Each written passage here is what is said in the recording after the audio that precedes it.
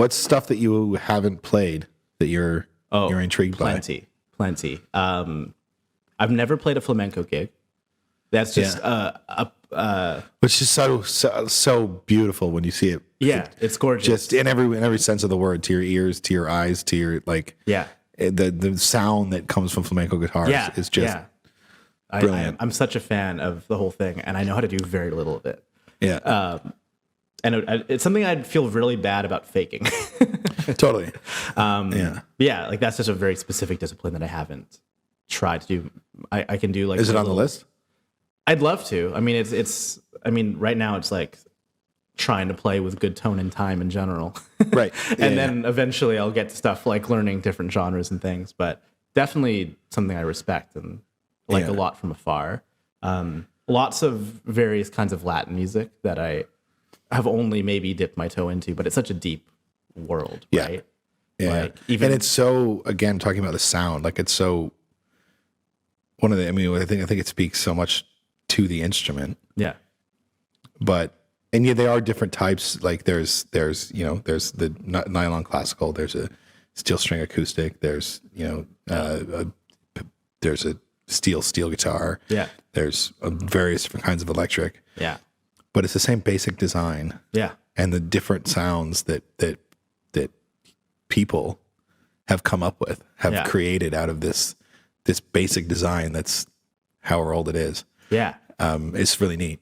Yeah. That's something I think about often. Yeah. Just because you're always bouncing around different musical worlds and still like a very small scope compared to what's all out there, right? Like, totally. Like even saying Latin music in particular, that means so many things. Yeah. I haven't. It's a lot. At all. There's a lot in that universe. And then isn't that like an exciting thing that if I ever get bored of whatever this is, which I won't, there's so much more to discover and try to learn.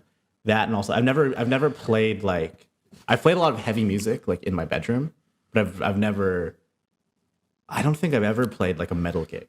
Really? And I think I would hire me as a 16-year-old over me as a 24-year-old to do that. I was just playing a lot. I was much deeper in the Megadeth and Metallica and Pantera back then than I am now. Yeah. So I would trust 16-year-old me.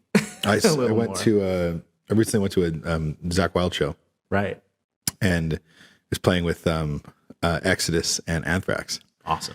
And I had never listened to a ton of Anthrax. Like I remember being a kid in the 90s and coming on, and basically every one of my friends' older brother had a couple Anthrax CDs in their collection, right?